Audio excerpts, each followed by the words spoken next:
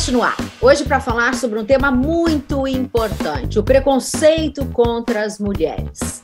Segundo dados divulgados pela ONU, a Organização das Nações Unidas, 84,5% dos brasileiros têm algum tipo de preconceito contra a mulher. E basta acompanhar as notícias do dia a dia para ver isso na prática, né, gente? Vamos falar com a advogada Annelise Borghese, sócia do Borghese Vendramini, Advocacia para Mulheres e Minorias. Eu sou a jornalista Duda Strebe e está começando agora o GoCast, o podcast da GoManage, que fala de futebol de um jeito diferente. Já se inscreveu no nosso canal? Estamos no YouTube como GoCast GoManage. Toda terça tem um episódio novinho para você. E antes de eu apresentar a minha turma, tem um recado para você.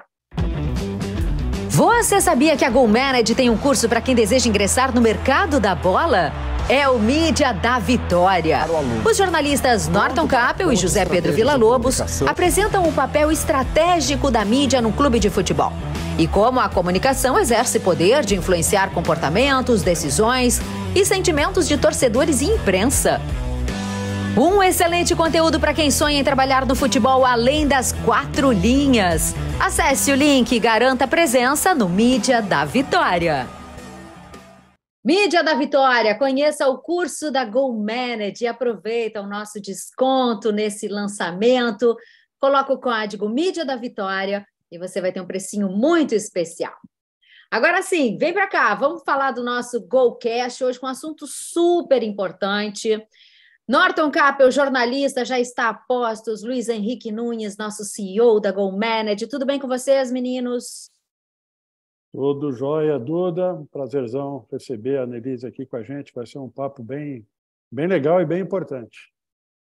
Da mesma forma, legal ter a Annelise aqui conosco e estamos preparados para esse assunto tão relevante que precisa ser encarado e discutido. Um assunto importante, um assunto delicado. Deixa eu dar as boas-vindas. Vamos a Ribeirão Preto, interior de São Paulo. Tenho família lá. Tudo bem com você, Annelise? Muito bem-vinda aqui ao nosso GoCast. Muito obrigada. Obrigada pelo convite. Parabenizar vocês também pela escolha do tema, porque o universo do futebol ele é predominantemente masculino, mas é importante que a gente converse, que os homens participem desse debate também, para que cada vez mais a gente consiga falar sobre o tema e tentar atingir uma maior igualdade, né, entre os gêneros. Perfeito, Annelise. Você sabe que a gente sente, né, esse preconceito, essa discriminação em cada esquina, no campo de futebol, em vários lugares dessa nossa sociedade. Agora, mesmo sentindo na pele, nós, mulheres, eu ainda fiquei muito impressionada com esses números que a ONU nos trouxe, mesmo conhecendo de perto esse preconceito que a gente sabe como é. 84,5% dos brasileiros têm algum tipo de preconceito contra a mulher. Você também se surpreendeu com esse dado? Surpreende, né? Apesar de trabalhar com isso diariamente e lidar com esses casos praticamente todos os dias, quando a gente vê os dados, quando a gente vê realmente o que está acontecendo na realidade, né? Porque acaba tendo contato com uma parte disso, né? A gente acha que às vezes, em outros estados, a situação pode ser um pouco diferente, um pouco melhor. Então, é surpreendente. E surpreende também porque 84,5%, né? Então, grande parte das mulheres também tem algum tipo de preconceito contra as mulheres. Então, é triste, mas é importante que essa pesquisa seja feita, esses dados sejam coletados para escancarar a realidade, para que a gente possa, de alguma forma, lidar com ela e tentar mudá-la. Tudo bom, Annelise? Tudo bem? Tudo legal. A Duda pergunta se esses 84,5%, né, 84,5% dos brasileiros, né, têm algum tipo de preconceito. No meu caso, não é que surpreenda, é pior do que isso, horroriza, porque 84,5% é quase todo mundo. Quer dizer, então, nós temos realmente, nós somos um país onde quase todo mundo tem algum tipo de preconceito contra a mulher, né? E eu acho que vocês mesmo, no site do escritório de vocês, até coloca, né, que a cultura do estupro, por exemplo, né, ela é bastante presente na sociedade brasileira, que seria talvez uma das formas de violência, né, e de preconceito mais fortes, né, contra a mulher. Quer dizer, o homem se valer da sua força física ou de alguma razão qualquer para achar que pode atacar a mulher de uma forma tão forte como essa.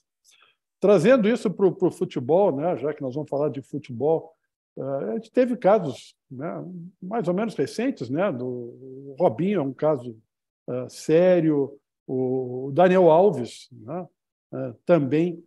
E aí sim eu posso falar e surpreende, né, porque eu não sei exatamente onde o Dani Alves e o Robinho foram criados, né, isso pode ter algum problema cultural, de educação, mas são pessoas que têm recurso, que viveram, né? O caso do Robinho, por exemplo, viveu na Itália, viveu na Inglaterra, na Espanha, com pessoas que também têm recursos, ou seja, frequentou lugares onde a gente espera que isso não seja comum, né? Esse ataque às mulheres. Por que razão será que os jogadores de futebol se enquadram nisso? É falta de educação? É a certeza de que, pô, eu sou famosão, todo mundo me conhece, nada vai acontecer, né? O que tu acha que uma pessoa que tem uma vida legal, que vive bem, que mora bem, que tem família, que tem coisa, parte para esse tipo de coisa? O que eu acho, assim, acredito, é que esse tipo de crime independe de classe social, independe de qualquer aspecto social, ele é muito enraizado na cultura, tanto brasileira quanto, acredito que até mundial, né? Lógico que vai variar de país para país, mas no Brasil, essa cultura de subjugar mulheres, a gente aprende desde muito pequeno a exercer certos papéis que são determinados para os gêneros. Então, a menina, ela cresce sabendo que ela tem que brincar de boneca, que eventualmente ela vai cuidar da casa, e o menino não, ele pode brincar com o carrinho, pode fazer outros tipos de atividade. Então, é uma cultura que é ensinada para a gente desde muito pequeno, e a gente é ensinado também que a mulher, ela ocupa um lugar abaixo do homem, né? De alguma forma, um lugar inferior ao do homem. E isso vai sendo levado com a gente ao decorrer da vida, e a gente vai reproduzindo aquilo que a gente aprende, né? É lógico que tem pessoas que reproduzem essa violência de maneira mais forte, né? Então, comete crime de estupro, feminicídio, violência doméstica, coisas desse tipo, mas as microagressões diárias, elas também são bastante presentes. Então, é lógico que um homem que tem uma certa posição de poder e idolatria, né, como é o caso desses jogadores de futebol, que eram considerados até pouco tempo ídolos para grande parte da nossa sociedade, eles têm, sim, esse sentimento de que nada ruim vai acontecer com eles, e nos áudios vazados, do caso do Robinho, ficou bastante evidente isso, que tinha certeza de que nada aconteceria, que só seria um entrave e, eventualmente, algum problema poderia acontecer se vazasse na mídia, mas a certeza da impunidade era muito grande. Mas é um problema que está bastante enraizado na nossa cultura mesmo, e por isso é tão importante esse debate. Annelise, obrigado por estar conosco. Eu vou ler aqui um dado que me chamou muito a atenção, e por isso, para eu não errar aqui, eu vou ser bem certinho no que eu vou dizer. Um levantamento do Fórum Brasileiro de Segurança Pública mostra que o dia da semana em que mais acontece violência contra as mulheres é no domingo. 22% dos casos de violência contra as mulheres acontecem no domingo. O segundo dia da semana é o sábado. Domingo com 22%, sábado com 17%, depois seguido pela segunda-feira com 14%, e de terça a sexta o número cai para 12%. A primeira explicação é que o sábado e domingo, as famílias, no caso homens e mulheres, têm mais tempo de convivência. Mas aí o fórum, essa pesquisa, traz um dado que tem muito a ver com o futebol, que é o combo álcool e jogos de futebol, em que muitos homens, segundo especialistas, extravasam a sua frustração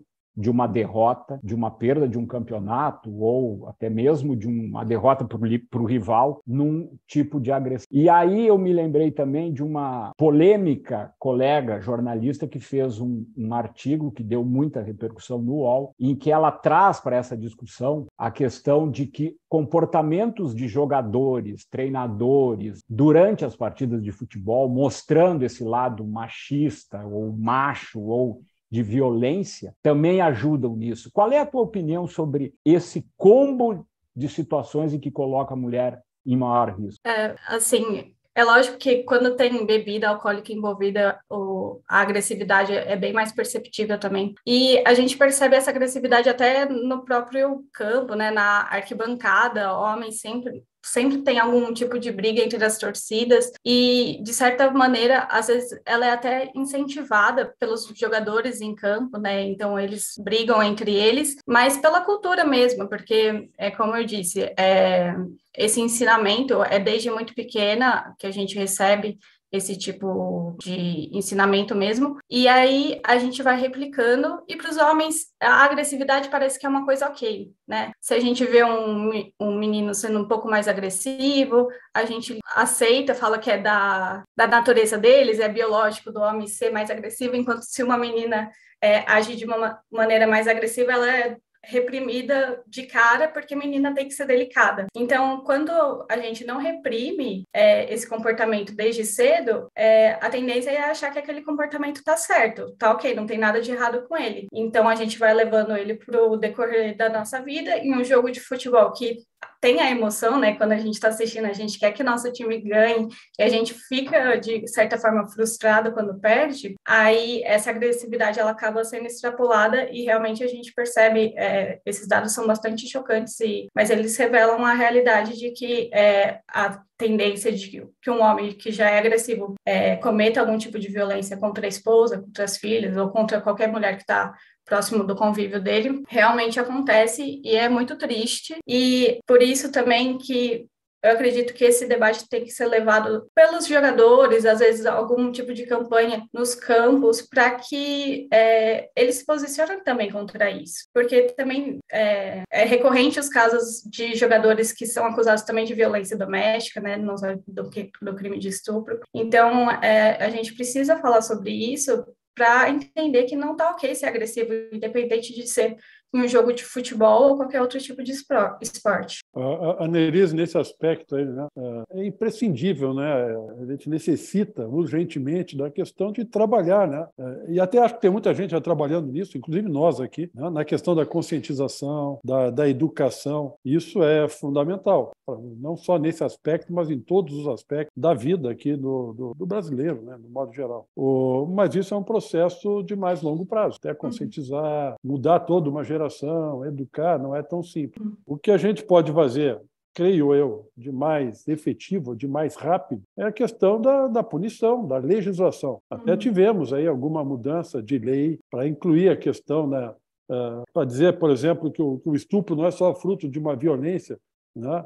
Não é alguém pegar alguém pela força, mas também a questão da vulnerabilidade. O próprio caso do Robinho, que a gente citou aí, que a menina estava bêbada, né? Mas a verdade é que a nossa legislação, eu não sei se ela não produz resultado, eu não sei se ela não é efetiva, eu não sei se é difícil a gente enquadrar alguém nisso, ou pegar alguém na questão de pegar no flagrante. Quer dizer, o que tu acha disso? O que se pode fazer de mais rápido? O que se está fazendo para que a gente consiga inibir esse tipo de coisa mais rapidamente? Olha, se a gente pega a legislação brasileira e compara até com legislação da União Europeia e de outros países, a nossa legislação, em termos de defesa dos direitos das mulheres, defesa da dignidade sexual das mulheres, é muito boa. Assim, o texto da lei é muito bom e a gente tem várias garantias previstas na legislação. Só que o que acontece é que a legislação por si só ela não é suficiente. Então, a gente precisa de uma multidisciplinariedade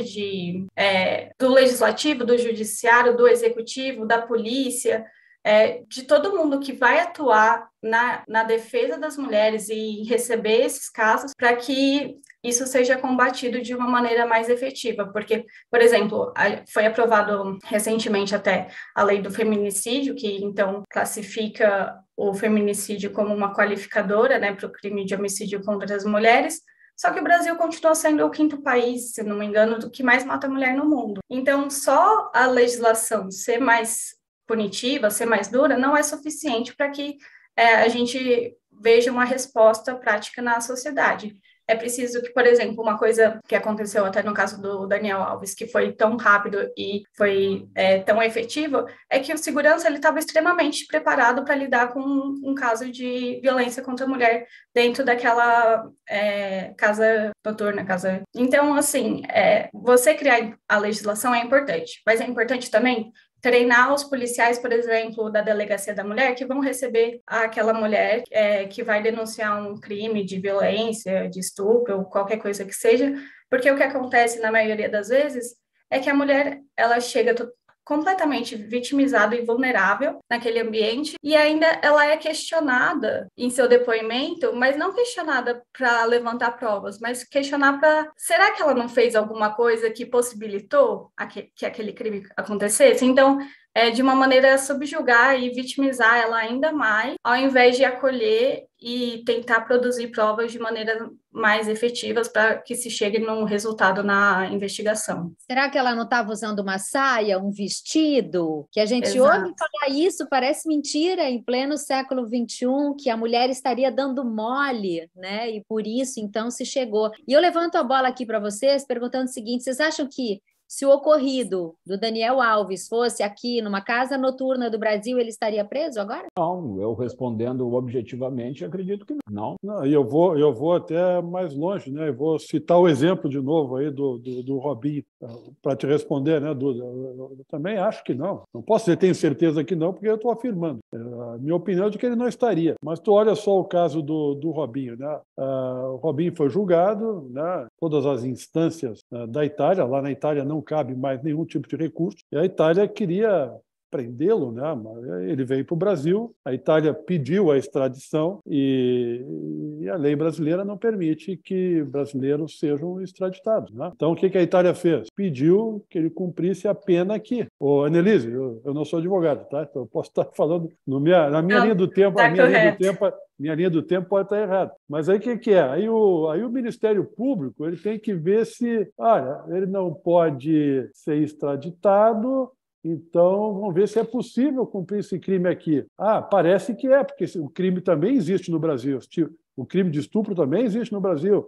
As penas são compatíveis. Então pode. E aí, então, o STJ, olha só o caminho que está. Aí o STJ vai ver se o fato de não poder extraditá-lo significa que ele pode cumprir a pena aqui. Mas aí já abre uma coisa que o Robinho não tem mais, que é direito de defesa lá na Itália, já esgotou. Aí abre no STJ para que ele possa se defender, né? Ele possa recorrer, aí vai para o STF, ele ainda pode recorrer para o STF. Enquanto isso, ele vai aguardar em liberdade, né? Assim, então, cara, vai demorar muito, vai cair no esquecimento, não vai servir de exemplo, né? Para que outros também não façam. E tem mais, né? Pelo que eu pesquisei, é inédito. Nunca nenhum brasileiro cumpriu pena aqui no Brasil sendo condenado no exterior. Então, na Espanha, estava todo mundo preparado e o Daniel Alves está preso. Na Itália, o Robinho foi condenado, queriam que ele fosse preso ou que ele cumprisse a pena aqui. Entra no arcabouço legislativo brasileiro, começa, recorre daqui, recorre dali, o MP tem que ver se o outro pode, se não pode, o STJ, o STF, e daqui um pouquinho vai ver a notícia, olha, eu acho até que prescreveu. Né? E detalhe, né, Luiz, em 2013 ele já tinha um caso anterior da mesma encrenca. Então, assim, a gente está falando... Eu acho que em 2009, Duda, e isso foi usado no julgamento lá da Itália, um certo precedente. Em 2009, Exato. Ele foi preso em Leeds, na Inglaterra, pela mesma coisa, só que lá, de repente, na Inglaterra pintou, olha, não tem como comprovar e está livre. Né? E por isso que a gente não se surpreende quando vê depois um deboche num áudio de algo seríssimo, porque é revoltante a gente, mulher, ouvindo um áudio daqueles Do tipo, não tô nem aí, a mina estava bêbada. Pô, E pelos áudios a gente percebe que a preocupação maior dele era que o caso vazasse na mídia, né? Em nenhum momento ele se demonstra preocupado com a vítima, com a situação dela, com o crime que foi cometido. A preocupação é que poderia vazar e ainda ele poderia ficar de fora da Copa do Mundo de 2014, né? Isso que atormentava ele. Não, mas aí tu já vê também a questão familiar, né? O pai dele, do Robinho, disse que, não é possível, tem 1 ano que o Robinho está sossegado, isso só pode ser coisa do diabo. Do tipo, olha, ele tá 1 ano comportadinho, agora vem esse negócio aí, não é possível. Cara, que sacanagem, como é que me pinta um lance desse? É incrível, cara. Mas, Annelise, eu fiz aí uma linha do tempo, assim, as leis no Brasil, não só para isso, acho que as leis do Brasil para qualquer assunto, dos menos graves aos mais graves, né? A gente sabe que quem tem relacionamento, tem poder, tem grana, acaba arrumando, não estou falando burlando a lei, mas assim, acaba usando todos os recursos que tem para que esse negócio dure 350 anos. Aí o cara já morreu, já ressuscitou e morreu de novo. E não aconteceu nada, né? Acontece muito de se utilizar do próprio direito sem burlar a lei, mesmo como você comentou, para que o caso se estenda, para tentar eventualmente uma prescrição, para evitar a punibilidade. É bastante comum que a gente veja isso. E até em casos assim que envolvem mulheres, que envolvem o direito das mulheres, a gente percebe também essa utilização do direito como arma para punir de alguma forma ou revitimizar ainda mais aquela mulher, se utilizando da própria lei, o que parece absurdo. Então, a gente acha que a pessoa só vai vitimizar alguém se for contra a lei, mas não, tem mecanismos que se utilizam ainda hoje para que se possa evitar a punibilidade de um agressor e vitimizar e acabar até punindo uma vítima se utilizando da lei.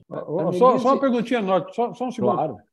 Annelise, crime de estupro prescreve? Se sim, em quanto tempo? É considerado hediondo, né? Crime de estupro, então, não. Mas o tempo eu não sei dizer. É porque, como envolve a justiça internacional, eu não sei se o STJ teria algum prazo para decidir sobre a aplicação da pena aqui no Brasil. Isso eu não saberia informar. Mas porque como é um caso completamente novo para a justiça brasileira, nunca isso foi aplicado, então a gente não tem precedente. Acredito que o próprio STJ ainda está batendo a cabeça sobre como vai decidir, para ver o que vai acontecer, como vai se desdobrar isso. Annelise, eu também queria colocar no rol aí de situações, e até queria te ouvir, porque tocasse um pouco nesse assunto, envolveu também a questão do Cuca, ex-jogador e treinador, e que, por uma questão de uma pressão enorme dentro do próprio Corinthians e das jogadoras, né, do time feminino do Corinthians, onde se criou uma crise, o Cuca foi afastado, ou pediu demissão, saiu do comando do Corinthians, também de um caso muito do passado, né, e que nós aqui, gaúchos, como jornalistas, até acompanhamos, e hoje muitos de nós, inclusive eu, fazemos a nossa meia-culpa, né, em relação ao tratamento dado à época e como as coisas mudaram. E aí que eu te pergunto, os clubes, eles estão cumprindo a sua função social de tratar esse tema da forma adequada, ou eles deveriam fazer mais e muito mais pelo que eles representam em termos de importância na sociedade brasileira? Só lembrando, gente, que o profissional do Grêmio, que também estava envolvido nesse episódio, também foi demitido do clube, né? Nesse mesmo pacote aí que o Norton está mencionando. Eu só queria fazer uma observação. Um crime de estupro no Brasil, ele prescreve em 20 anos, conforme a legislação, mas tem um projeto de lei para que seja considerado, para que possa ser denunciado a qualquer momento, independente de prescrição. Em relação à sua pergunta, Norton, eu acho que sempre tem espaço para mais, né? Se os clubes estivessem perfeitos, se eles atuassem da maneira como a gente acredita que deve ser, a gente não veria tantos casos como esses acontecendo e tanta impunibilidade, e tanto...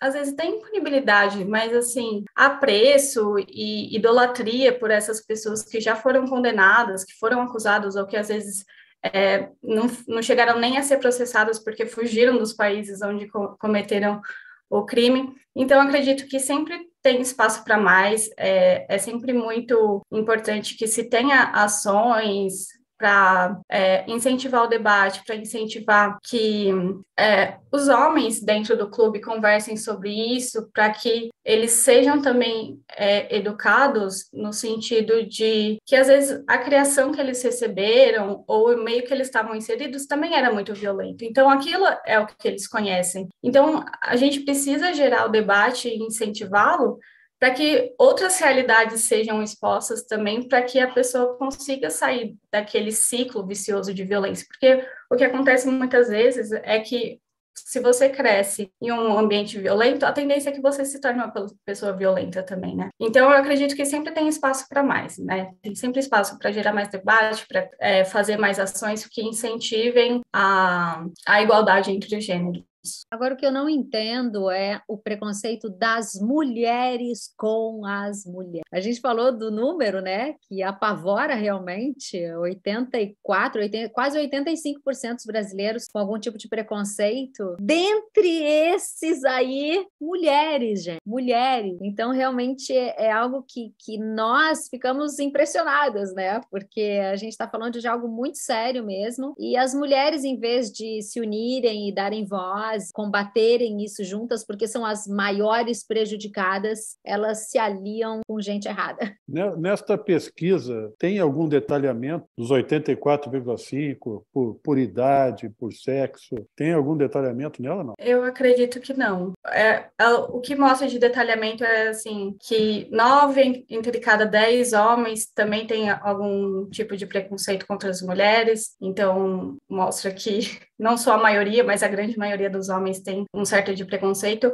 Mas o que eu vejo também, o que eu acredito que grande parte das mulheres acabam replicando esse tipo de preconceito, é também uma forma de sobrevivência. Então, a gente vai tentar se aliar com quem é mais forte, porque a gente precisa sobreviver nesse meio, que seja, às vezes, não por violência, né? Às vezes, não estou sofrendo violência, mas eu preciso de um cargo melhor, então eu replico alguns tipos de machismo para tentar ser promovida e acabo subjugando outras mulheres. É bastante comum que isso aconteça.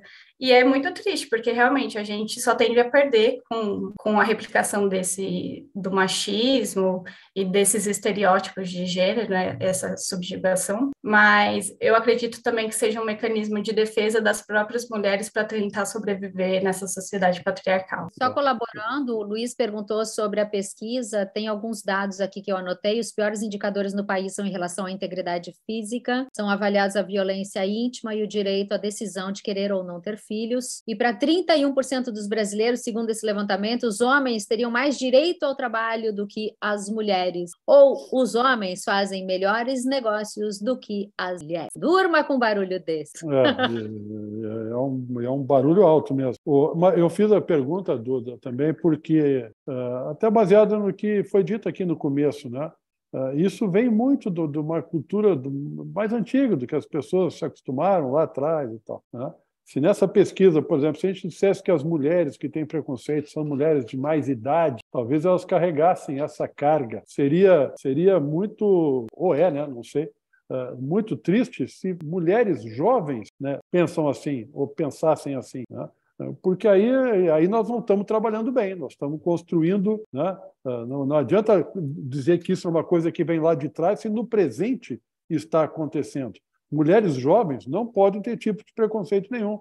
Homens, principalmente jovens, pela mesma razão, também não tem que ter tipo de preconceito nenhum, porque é sinal de evolução de uma sociedade e não de um costume que vem lá atrás. Eu conheço, né, mulheres, né, de bastante idade que às vezes falam, não, isso aí não é coisa de mulher ou de homem, né? Cita alguma tarefa que para nós aqui, tanto faz se é de homem ou de mulher, mas para algumas pessoas, não, isso não é coisa de homem, não, isso não é coisa de mulher, né? Mas o importante é o agora, porque a geração de agora é que vai transformar isso. A do passado é muito mais trabalhoso. Falando em geração de agora, né, essa nova geração que vem aí com toda tu uma não está nova... no agora, né, Norton? Pô. Não, mas exatamente... No agora eu, a Nelise e a Duda, pô. Eu também O que ele está falando? Não, pô, vocês, hein? Não, é Denise, eu sou o mais velho daqui disparado, eu estou de sacanagem com ela. Não, é que justamente eu ia fazer essa pergunta para a Annelise, que é jovem, e o que levou a Annelise a escolher esse caminho da advocacia? O que ela considera importante nessa luta? Eu acho muito bacana, né, ver uma jovem advogada buscando e trilhando esse caminho, mas eu queria que tu compartilhasse conosco, Annelise, comigo, que sou de outra geração, e não com os nossos dois aqui entrevistadores, que são da tua geração. Acusou. Acusei, óbvio que eu acusei.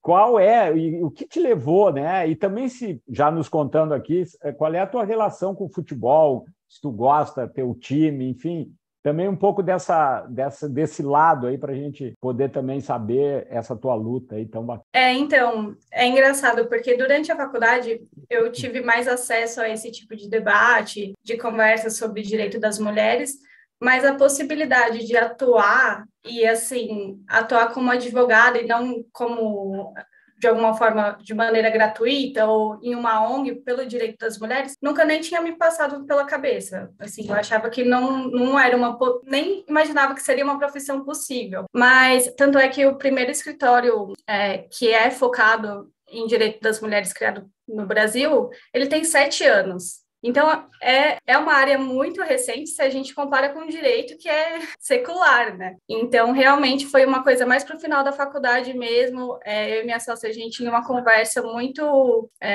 casual. A gente, nossa, que legal seria se a gente pudesse atuar com quem a gente acredita, se a gente pudesse trabalhar para nós mesmos, sem ter que se submeter a nenhum chefe ou coisas desse gênero. E aí a gente pensou, por que não, né? Se tem a ideia, tem a possibilidade, então a gente começou a pegar alguns casos juntas até criar o escritório, e agora já são 3 anos, a gente começou bem no comecinho da pandemia mesmo, em março de 2020, e já são 3 anos atuando com isso, e é muito gratificante, porque apesar de ser bastante difícil também, porque a gente lida diariamente com casos bastante delicados, é gratificante saber que a gente, por menor que seja, a gente consegue ajudar alguém. Uma coisa que a gente sempre fala, que se a gente conseguir atingir uma pessoa, nosso trabalho já está feito, e nesses 3 anos já foram várias, então a gente se sente muito grata mesmo de poder trabalhar com isso hoje em dia. E sobre a pergunta sobre futebol, eu adoro futebol, eu sou palmeirense desde pequenininha, e foi um ambiente assim, meu pai é palmeirense, aí eu comecei a assistir alguns jogos com ele, mas confesso que assistindo pela televisão não me agradava tanto, e aí ele me levou num jogo do Palmeiras que teve aqui em Ribeirão, e foi aí que eu comecei a me interessar cada vez mais. Hoje em dia, assim, tento não perder nenhum jogo, às vezes não consigo, mas acompanho sempre que dá. Aliás, muito bacana, e deixa agora uma coisa só da velha geração, eles não sabem disso, mas isso, aí o clássico é o Come Fogo aí de Ribeirão Preto. Exato. E tu és comercial ou Botafogo aí em Ribeirão Preto? Então, como, assim, meus pais, eles não são de Ribeirão, então eles não tiveram não tem apego ao comercial ou ao Botafogo, foi mais o Palmeiras mesmo, mas eu tenho amigos, eu lembro que na época da escola sempre tinha briga entre os comercialinos e os botafoguenses, mas é bastante tradicional mesmo. Aproveitando essa mistura de gerações com o Norton, né? Que idade você tem, Annelise? Por favor. E que linda. Obrigada, eu tenho 28 anos. Olha que legal, que legal. E qual foi o caso mais cabeludo que você pegou, assim? Porque você é nova, né? E pegando casos delicados que envolvem mulher, o que você já teve que encarar aí? Olha, um dos casos, foi até um dos nossos primeiros casos, a gente estava bem recente nessa prática, então foi bastante impactante. Foi um caso que envolveu praticamente todos os tipos de violência contra a mulher. Era um divórcio, ela entrou em contato com a gente falando sobre divórcio, e aí com o tempo a gente foi percebendo que ela estava inserida em violência doméstica, e aí essa violência tinha também o estupro marital, né, que é o estupro que acontece dentro do casamento. Tinha violência patrimonial, porque só o marido controlava todas as finanças. Quando o divórcio foi deferido, ela se viu sem dinheiro nenhum, e essa violência acabou se perpetuando, porque ele se recusava a pagar pensão para ela, mesmo tendo sido arbitrado pelo juiz, ela já era uma mulher mais velha, com mais de 60 anos, então pensar na possibilidade dela voltar para o mercado de trabalho é praticamente impossível. E foi bastante difícil, porque a gente também teve que ouvir os áudios das brigas, ver vídeos. Então, foi uma experiência que, ao mesmo tempo, nos ensinou muito. Foi também muito difícil, porque foi no comecinho da nossa atuação, então foi bastante impactante.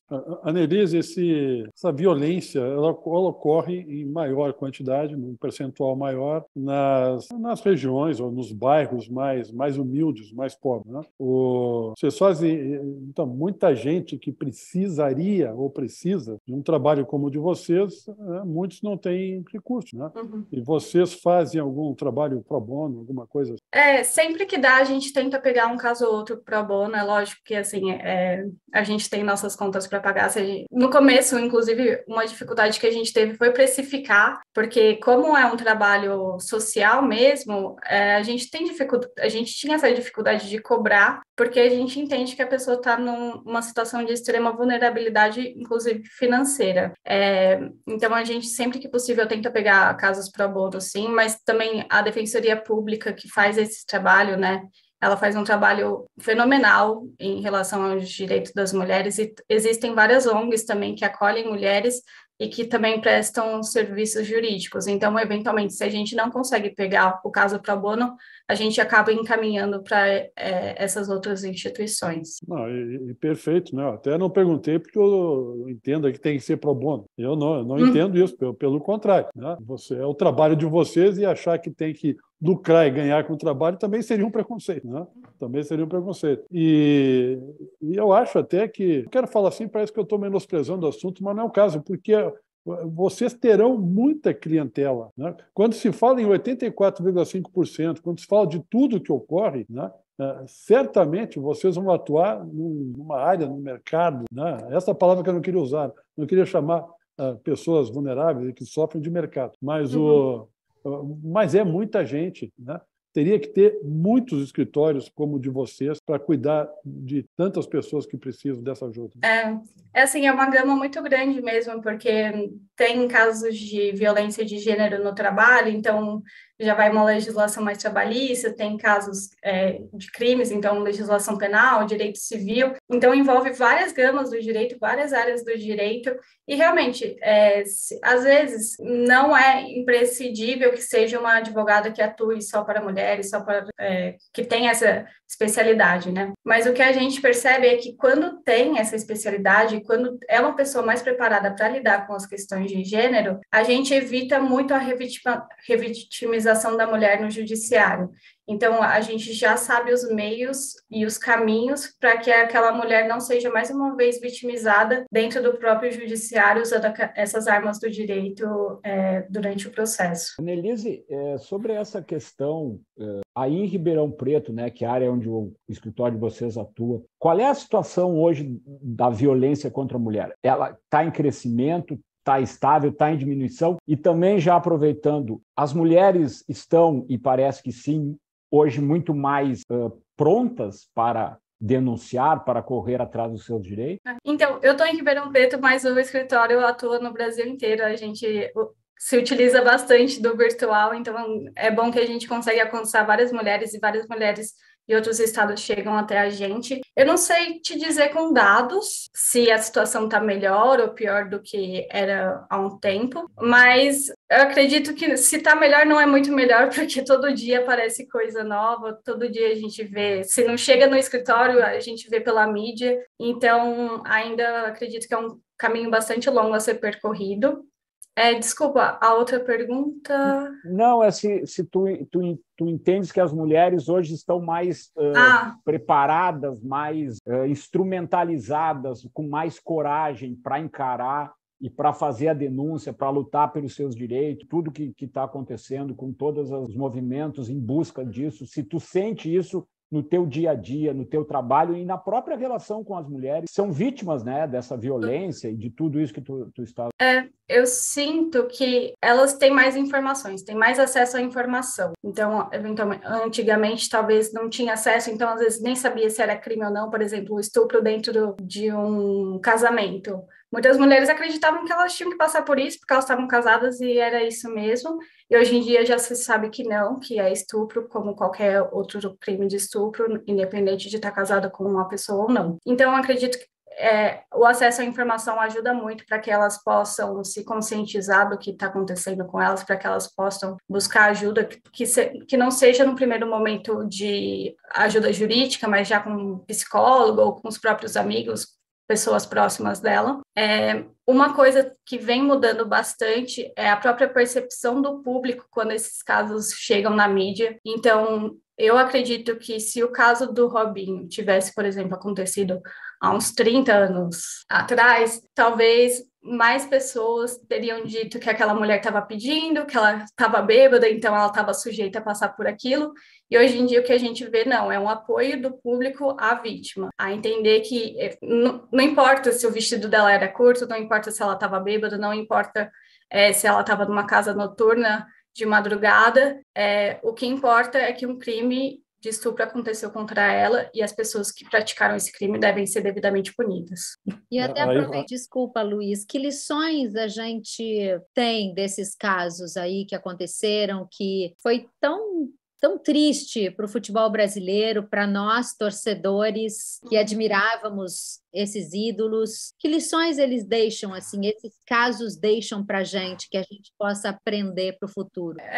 Eu vejo que uma lição importante é ter escancarado como homens poderosos ou minimamente poderosos se sentem em relação às mulheres, então como eles veem mulheres como meros objetos para satisfazer o prazer deles, independente da situação que elas estejam. Mas uma lição positiva foi como é determinante o preparo dos profissionais que recebem esses casos de violência, que são essa primeira porta, né, para a denúncia, como é importante que eles estejam bem preparados para o desenrolar de todo o processo, porque talvez se esses seguranças, as pessoas que acolheram as vítimas num primeiro momento não tivessem tão bem preparadas, isso não teria sido levado a nada e teria caído no esquecimento e não teria tido denúncia ou nada nesse sentido. Então, o preparo desses profissionais é muito importante. É importante que a gente continue a não julgar a vítima, seja ela quem for, esteja ela vestida da maneira que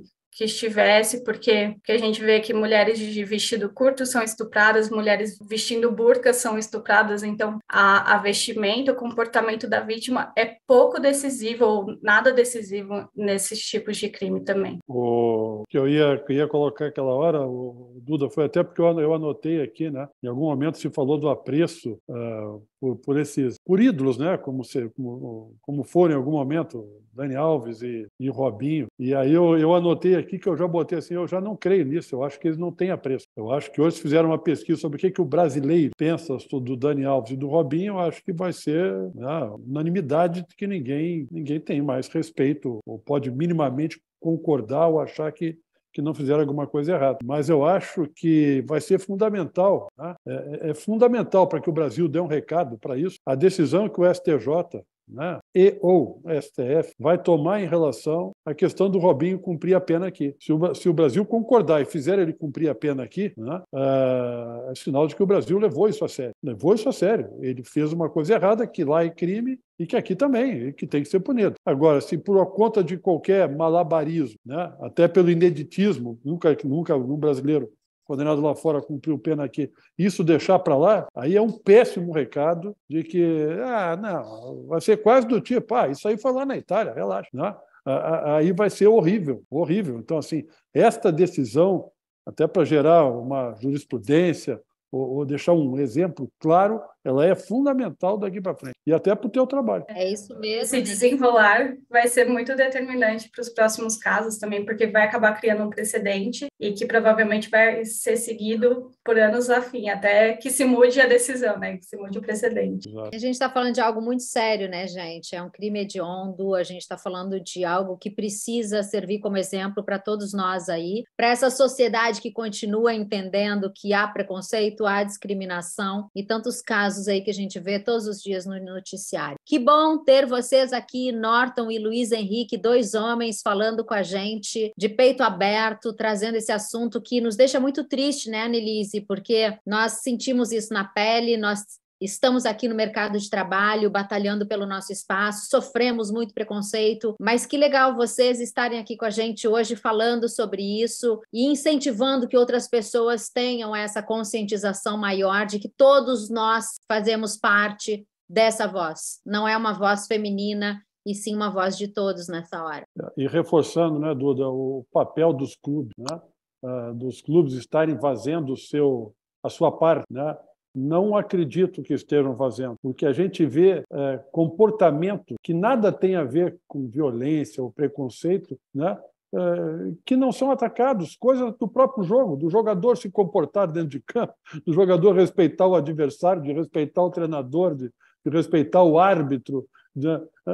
Isso que seria o mínimo, né? Porque é da bola rolando. Já não é feito da maneira que tem que ser feito. O futebol brasileiro está muito... Está complicado. É um futebol, é simulação, é enrolação. Quer dizer, se isso já não é feito de uma maneira adequada, imagina o passo tão importante que seria cuidar deste assunto. Se não cuida do mínimo, né? Não quero dizer que esse mínimo é mais importante ou menos importante. É o mínimo. E é do jogo. Se não cuida de uma coisa, né? Se um clube de futebol não cuida de uma coisa que é do jogo, será que vai cuidar de um outro assunto tão importante para a sua sociedade, para as pessoas que lá trabalham, para o exemplo que eles têm que dar, para a sua torcida? Eu não acredito que estejam fazendo o seu papel, estão distantes disso. E deveriam fazer. E cada vez mais se torna importante dentro dos clubes a questão da educação, da formação multidisciplinar, não só saber chutar uma bola, né?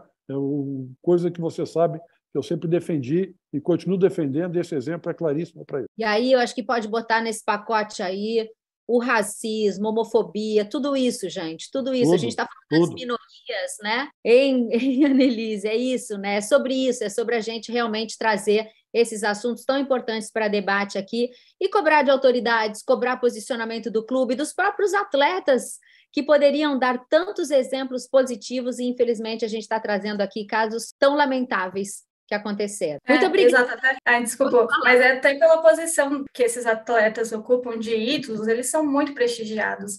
Então, um menininho de 9 anos que vê o ídolo replicando uma violência, isso vai gerar um impacto nele. Então, se ele vê um exemplo positivo, o impacto nele pode ser positivo também, ele parar de replicar essa violência, né? Perfeito. É isso, meninos. Está feito o carreto aqui. Que legal muito a gente trazer esse assunto. Annelise, agradecemos demais. Você está liberada agora para ir para o Pinguim ou ainda não? Ainda tem trabalho pela frente, né? Amanhã ainda é sexta-feira. Gente, é que tem um chopp lá em Ribeirão Preto, interior de São Paulo, que é top dos tops, né, Annelise? Para a gente quebrar um pouquinho esse assunto tão tenso, desejo que você tenha um final de semana aí muito legal. Então para quebrar também, uma pergunta para a torcedora palmeirense. Preocupada com o Atlético Mineiro nas oitavas da Libertadores ou não? Vai ser a terceira vez, cara. E o Felipão assusta um pouquinho, né? Mas acredito que a gente vai conseguir passar e depois a gente vai até o título. Legal. Annelise, contra o Inter na final. Exatamente. Tirou daqui, Nora, tirou daqui. Começa a te preocupar com a final. Maracanã, Palmeiras e Internacional, ou Internacional e Palmeiras. Tá bom. Não precisa nem perguntar nosso time, né, Annelise? Tu já sacou, né? Né? Já deu para entender. Mas, de novo, muito obrigada pelo convite, obrigada pela conversa, foi muito enriquecedora. Que bom que vocês estão abertos também a conversar sobre isso, porque realmente é um debate muito importante. E quanto mais pessoas aderirem ao debate, aderirem a esse tipo de conversa, eu acredito que a gente consegue chegar mais longe. Que legal. Portas abertas aqui para você. Muito obrigada mesmo aí pelos esclarecimentos, por trazer também conteúdo super legal aqui pra gente, importantes. E a gente conta contigo numa próxima, tá bom? Tô super aberta. Obrigada. Tchau, tchau. Legal, valeu, gente. Que a gente possa falar mais e mais sobre isso, porque é um assunto muito delicado, muito triste para nós mulheres, que possamos realmente ver mais evolução nesse. Esse é o nosso GoCast, o podcast da GoManage, que fala de futebol de um jeito diferente. Se inscreve no nosso canal para acompanhar episódios inéditos como esse. Combinado? Um beijo e a gente se vê.